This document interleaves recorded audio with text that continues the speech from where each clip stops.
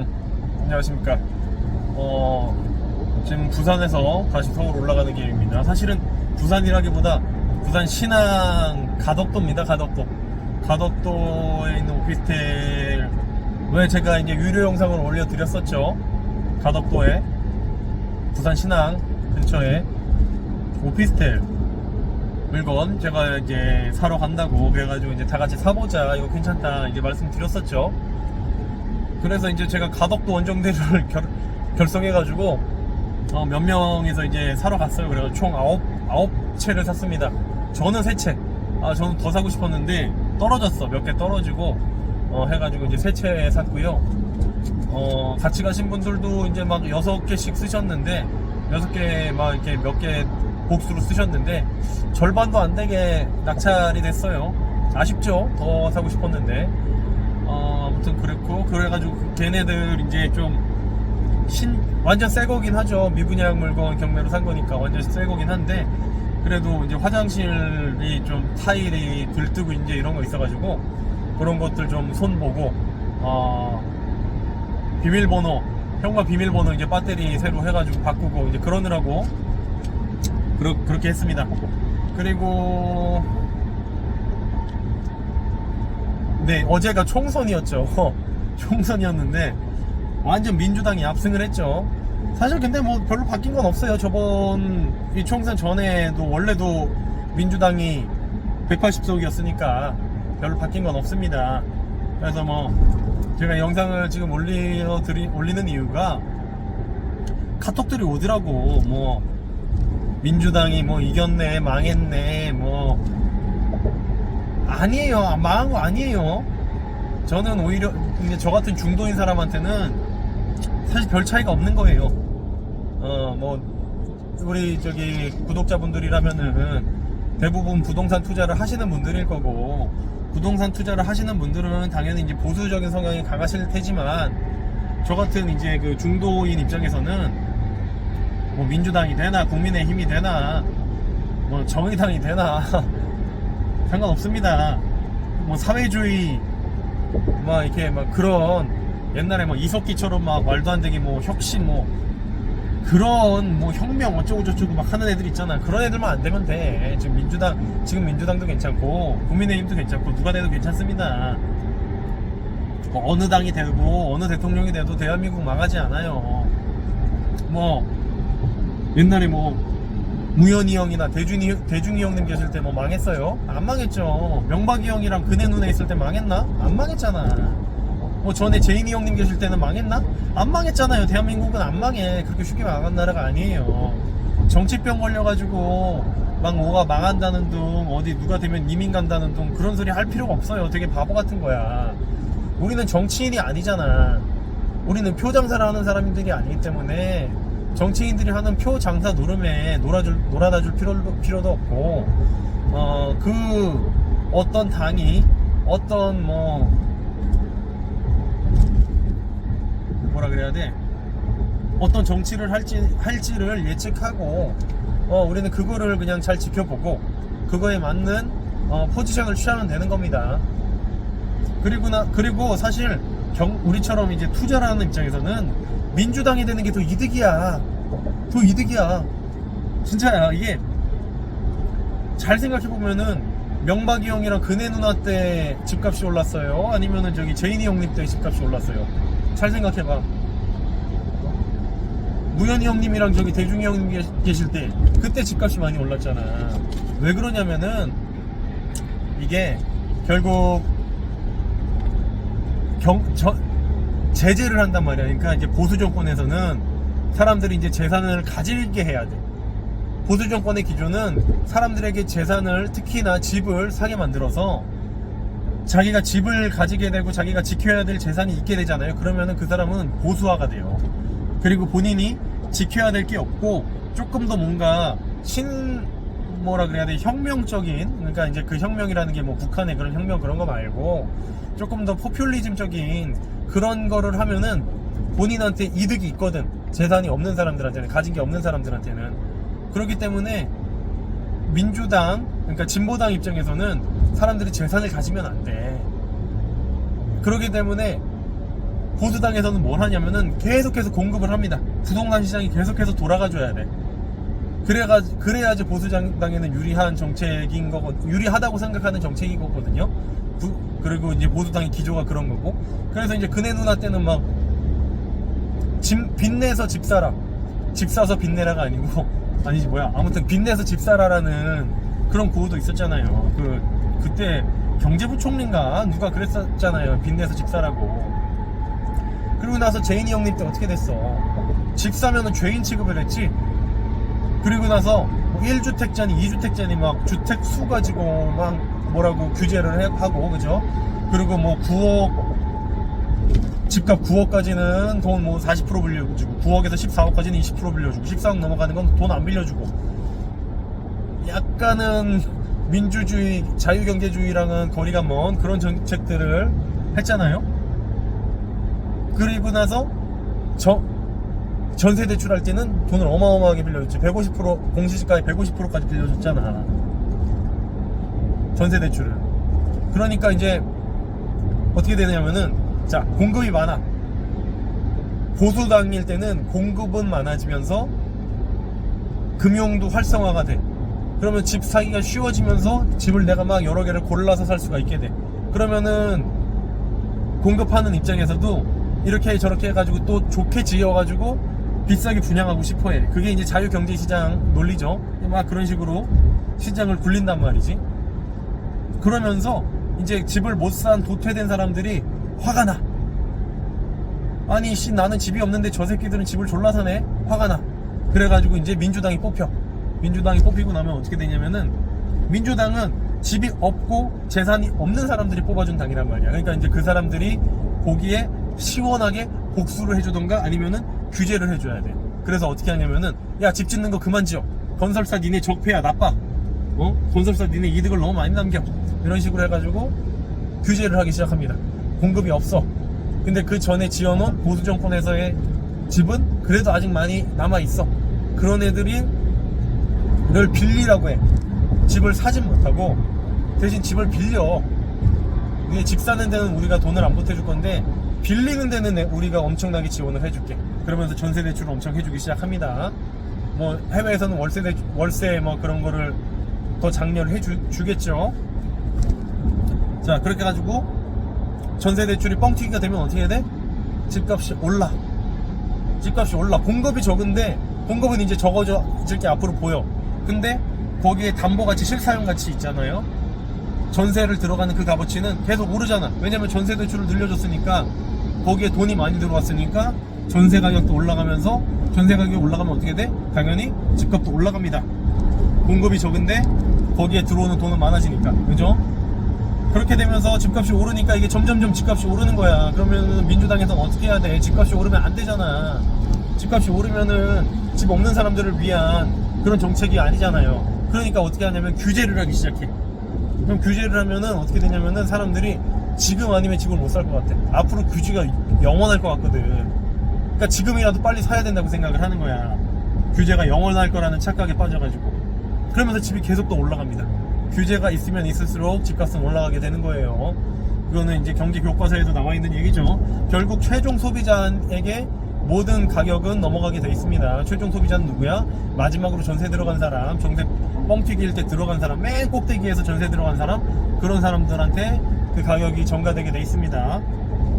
자, 아무튼 그래서 민주당이 집권을 하면은 원래 집값이 올라가게 돼 있는 거예요.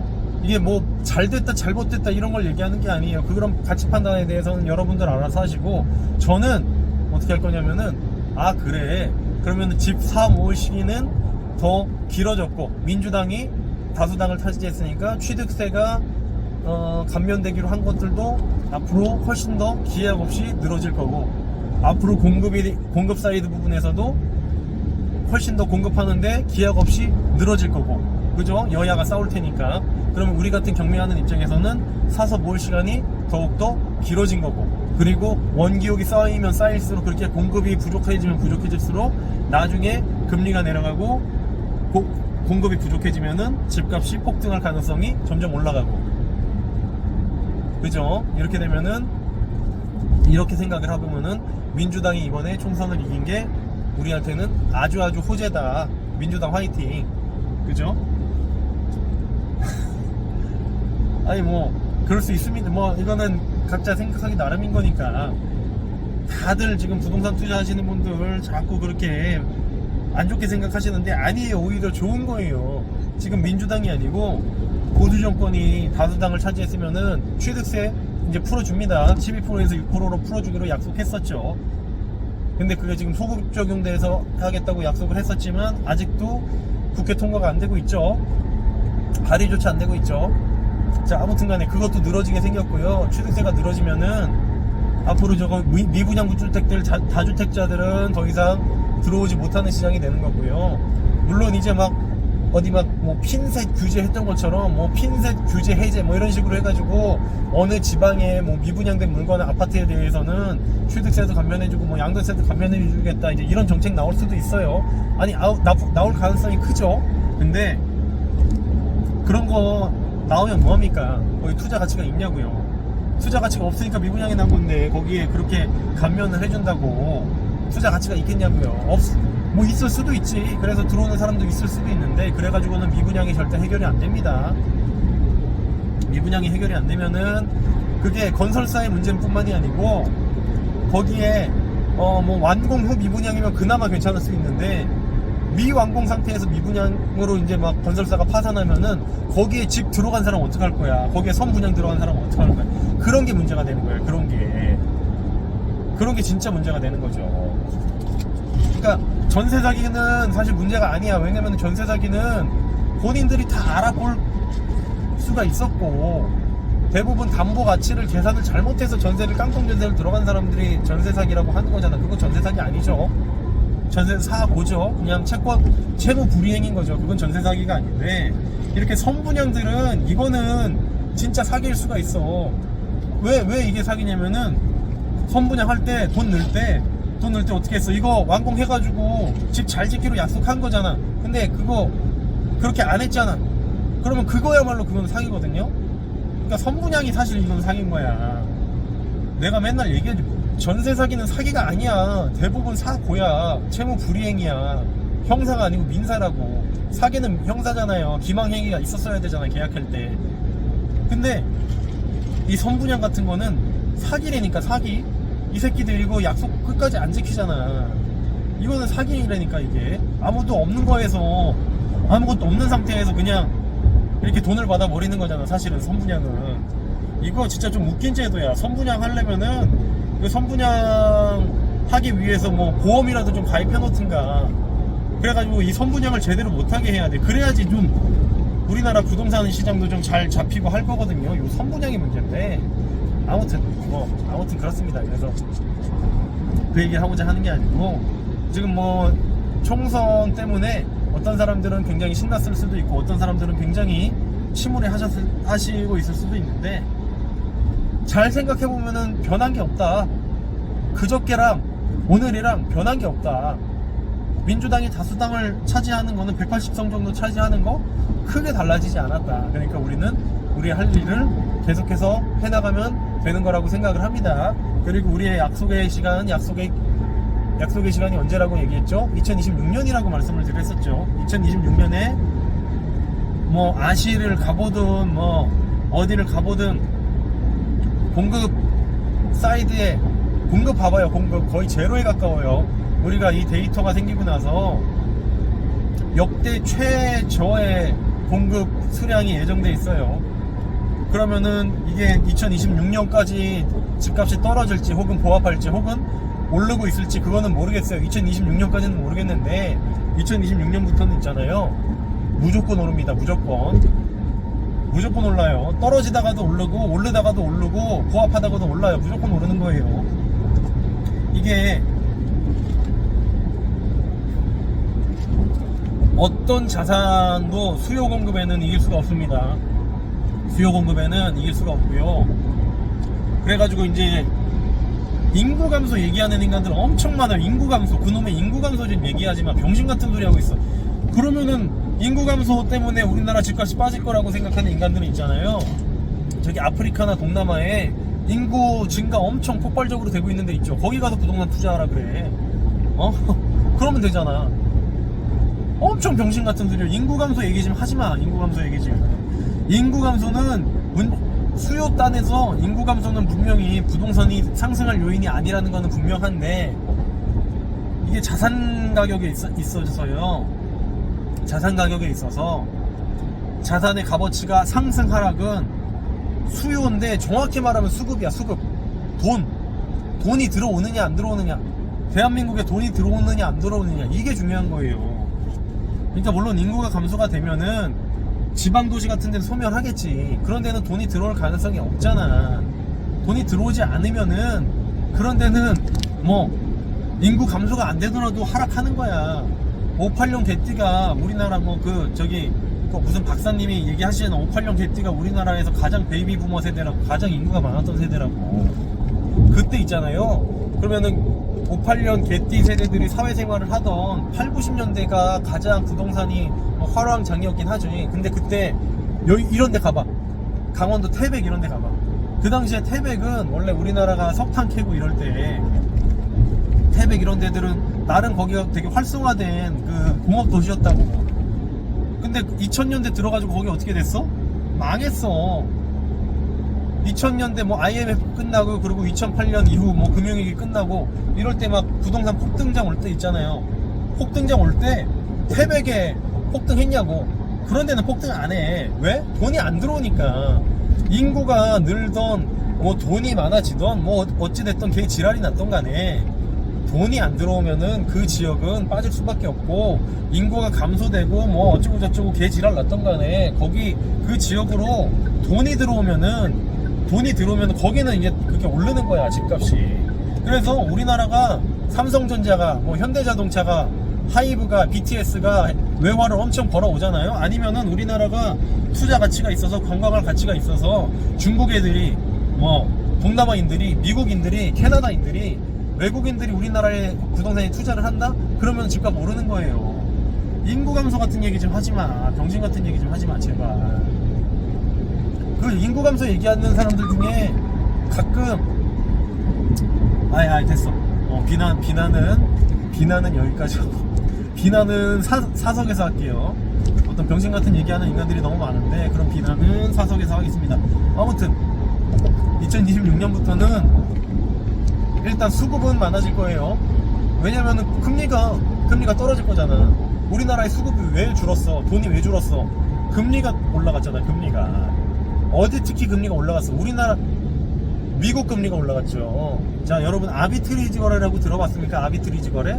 자, 내가 은행에서 예를 들어서 3%에 돈을 빌릴 수가 있다고 치자. 1억을 3%에 1억을 빌릴 수가 있다고 쳐요. 그럼 한 1년에 300만 원을 내게 되죠, 이자로. 근데 어떤 사람이 자기는 신용이 안 좋아가지고 은행에서 돈을 못 빌린대.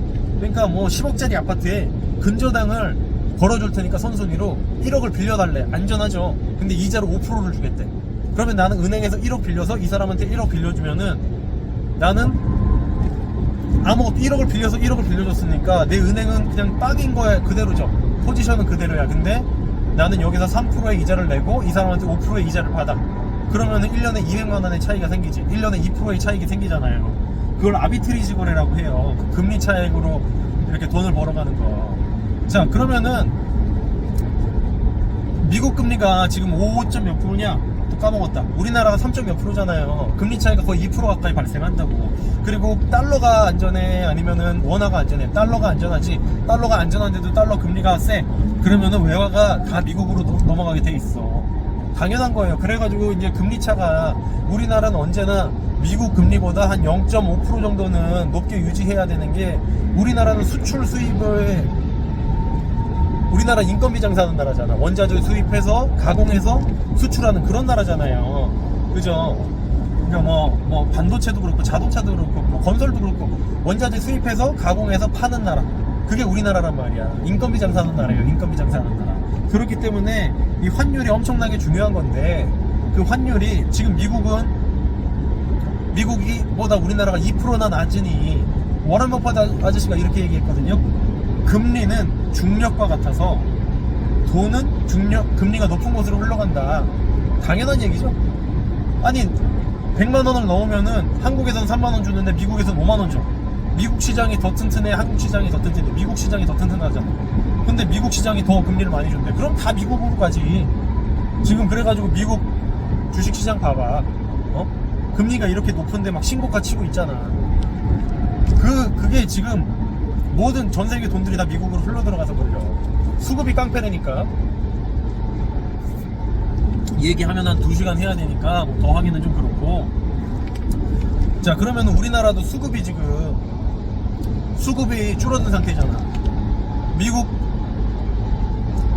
금리 때문에 많은 외화가 빠져나갔고, 그죠? 그리고 중국 애들이 지금 경기가 안 좋으니까 제주도 같은 데 가봐요. 제주도 중국 애들이 엄청 들어왔었죠. 그러다가 지금 완전 빠졌죠. 지금 제주도 부동산 시장 장난 아니에요. 아무튼 그렇게 수급이 빠져나갔단 말이야.